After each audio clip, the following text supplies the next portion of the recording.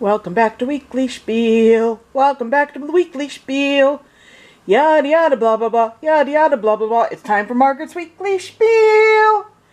Greetings and salutations. I hope you're not sick of looking at this quilt. This is the penultimate square. It's about halfway done. And this is the last row. I'm going to let the last square be a surprise. This is the quilt nearing completion. These are my cookie cows. This is my primer beige quilt. Can't really see it very well. But these are all still for sale, including these time for restoration cushions. I made those, I don't know how many months ago. I thought they'd fly off the shelf. Where are my customers these days? And this is the cushion that I made from a picture. This is, believe it or not, was from a picture of a cake. I thought it had a definite carousel vibe to it. This beautiful elephant with all these flowers. And today I have also completed February for my stitch journal. Can you see that? For the last day of the month, well, nearing the end of the month, I did a tree house one day. At first I did the tree, then I added the tree house, and then today I add this elephant who is definitely up to something. Stay tuned, I will show you when the time comes. A lot of my pieces these days have been progressive units that fit together to form a story, like this one with the with the snake. There was a whoopee cushion on that spot, and I made a little basket, a little snake charmer sitting there playing his horn. Snake comes out of the basket, winds around the whoopee cushion, fart. And this is from running with scissors. It's like a hand with legs, running with scissors, of course. This is that commercial with the little slug walking across the rock that seems like a boulder to him. Winnie the Pooh and Tigger, I got those icons from the, what do you call it? The sea glass. That's what they're made out of. And when Dave and I went to Avante La Trattoria downtown, they had the best lasagna in the world, I kid you not. There was this picture on the wall of the dancing clown with the plate of spaghetti. And we have here a Jawa, a Minion, and Cousin It. I assume they all speak the same language. And this was a drawing tutorial. 4 number 5s form the legs of this cat. What's that? 5 little circles form the mouth, the cheeks and the paws on this puppy. One day I started with sort of a lemon or football shape, and the next day it was a UFO, and a couple days later the UFO abducted a cow. And I finished reading Van Halen's book, and there's a brown M&M. Most people who know about Van Halen know what a brown M&M represents. And there's the lighthouse with the lobster breaking out of it on the t-shirt that my friends from Halifax sent me. Hi you guys, you rock, I miss you. And I know we were watching a documentary about Christopher Reeve about a couple weeks ago playing Superman and his battle with his paralysis. Patty and Selma, a can of Spam, Whistler's mother with the screwed up head from the Mr. Bean movie. And this was on the t-shirt from Halifax. It was made by a company called Quarrelsome Yeti, and I did their face. This was from a drawing tutorial. It's supposed to be a bunch of people holding hands to form a heart shape, but it turned out being a little too cramped. There's a little heart that says Jesus loves you, and then this, there was a picture of a bird flying in the sunset, and someone said, "Am I high, or does that look like a rabbit flying through the air on skis?" So, there's the phoenix rising out of the ashes, 2024 going down the toilet. I'm kind of backtracking here. I'm hoping that this year we'll have no bullshit. There's a snail. There's the ladybug. I did 61 of these on the jewelry box for Jeanette's birthday present. And we have these t-shirts that make us look like we're wearing bikinis, and we've taken Sharpies and drawn tattoos all over them. You might have seen our crazy dance. Pairs of pants that I've bought at the bargain store. The 20th of January was Paul Stanley's birthday. I remember this is a centipede chicken from the bad taxidermy video. I laughed so hard over that. I don't know what's funnier, these bad taxidermy projects or the narrator who couldn't stop laughing. That really brought a major chuckle to my day. And there was a meme about the story about a panda and a dragon. And the panda says to the dragon, "What's more important, the journey or the destination?" And the little dragon says, "The company." I got new glasses. The purple framed ones that you see here are retired. And art palette from when I went to the gallery for the studio. There's a llama from a fingernail tutorial. 1, 2, 3, 4 makes this elephant reaching for a fruit out of the tree. I was listening to Scissor Sisters during one of my dance videos. I think I've told you about everything that's here. Anyway, last night I had another one of those dreams where Gene Simmons and I were touring schools to tell kids about the Carousel project. He would show them presentations about the history of KISS and the projects he's been involved in, like I've seen at some of his presentations before. And I would talk about the history of carousels and distribute papers for them to decorate. I have these templates where people can design their own carousel horses. Maybe I will send some templates when I send back the pencil cases that I'm eventually supposed to decorate for you guys out in Halifax. That would be fun, and then you guys can send them back to me with the horses that you've decorated. I did my research, and I love to travel, but Halifax doesn't seem to have a carousel.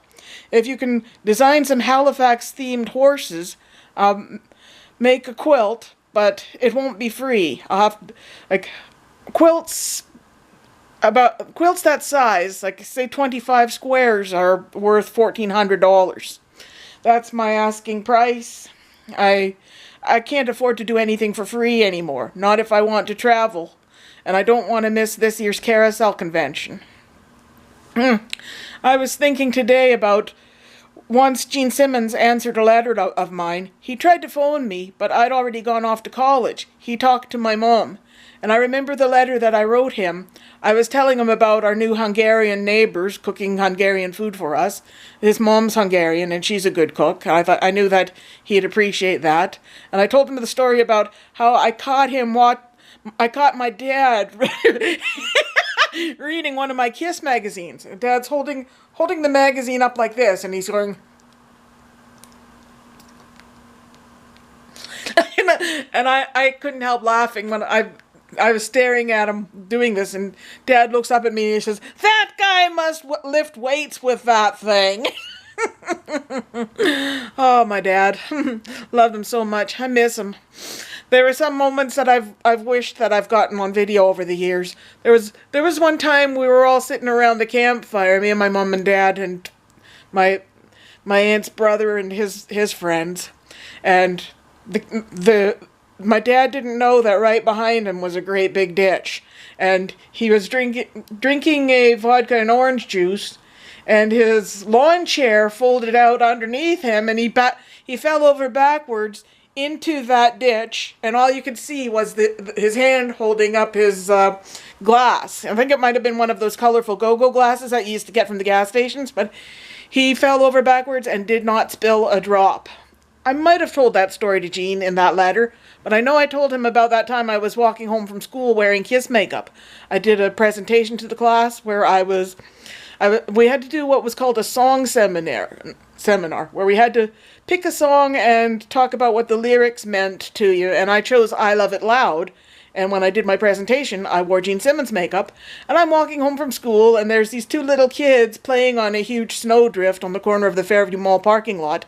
And one says to the other, "I think that's the mother of the KISS guy." Mother, I was a high school kid, go figure. Maybe that stuff made me look older. Speaking of looking older or younger, once this happened back at Elm Grove when I was still going to school at the adult continuing education. I was waiting for the bus, and a lady asked me if I was a high school student, and we were both probably about the same age. I might even been older than her. It's the purple hair, go figure. I don't deliberately do it to look younger. I just like having purple hair. Purple's my favorite color. I'm talking to you on a purple camera. I have a purple backpack, purple luggage, purple, well, not quite purple everything. These people on the internet amaze me. Today I was looking at videos of one lady who has everything pink. She's got eating pink cupcakes with strawberry quick, and her whole house, her hair, her clothes, everything pink. And then there was another lady, everything green. And I'm sure that there's somewhere on the internet there's someone with everything, every color of the rainbow. And I enjoy looking at videos where, like, in Japan they have the Lolitas and the Harajuku movements, because the school kids are under such pressure. Everything is so strict and so orderly all the time that I more power to them. They outright rebel by being as colorful as possible. And that's what I like, as much color as possible, to all this minimalist crap. Even though I made that all beige carousel horse quilt, pandering to the lowest denominator, or what? The all beige carousel quilt is a contradiction. Carousels and Christmas are as colorful as sparkly and possible. And that's why I think why I'm a Kiss fan too. Everything is colorful and sparkly as possible. Like, no, there was a song from the movie Barnum. The colors of my life are bountiful and bold. The purple glow of indigo, the gleam of green and gold. No quiet browns and grays, I'll take my days instead, and fill them to their overflow with rose and cherry red. Well, I guess I've been talking long enough here. Oh, and I want to send a shout out to my friend Sinikka in Finland. This is the song we used to sing together back in Holland when I was 10 years old. O skala hiska, o skala puska, hiala hey. O skala hiska, o skala puska, hiala hey. Yeah, I don't remember what the words mean, but the second verse you have to sound like you're crying. Women on the radio these days do that enough. Whatever. What else was I talking about here? What else? Well, I have a bucket list. There are places I'd love to go. I really, really want to go to this year's Carousel Convention because Missoula, Montana is one of my favorite places. Like that whole area out west, Washington State, Idaho. I get to see the new Carousel of Smiles. Actually, it's not new. It's from the 20s, but these lucky people, Reno and Clay Hutchins, have restored it to its former glory, and we're going to be riding it. Several months ago, I made a quilt featuring all their horses that they paid for me. And where has all this money gone? How am I going to afford these trips this year? I need people to buy stuff. Seriously. Why isn't anyone buying anything these days? I guess the post-pandemic revenge shopping has come to an end. And now, sadly, a lot of people are going for this minimalist crap, and a lot of people are getting rid of stuff.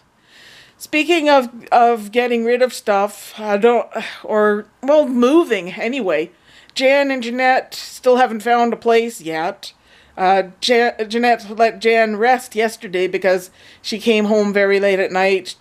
Just one day she had to go back to Edmonton to get whatever stuff she was bringing back, arrange to have it sent, or arrange what she's going to get rid of. I texted her asking how she's doing. I haven't heard back, but I'll find out soon enough. Jeanette and we want to go out for lunch on Monday. Gordon Bennett, go figure. Tomorrow, Dave and I are going to the Super Dogs. Well, not the Super Dogs, but the Canine Circus at the Regent Theatre. It'll be the first time I've been out of the house since Valentine's Day. Like the weather's been really weird. Like there's all these ridiculous snow drifts piled up at the street corners that make it very hard to cross. But we're taking a cab there and whatnot. Anyway, I think I've yakety yak long enough. Love you guys. Stay true to yourselves. Don't do anything you wouldn't want photographed. Bye-bye. Be back soon. Thanks for watching Weekly Spiel.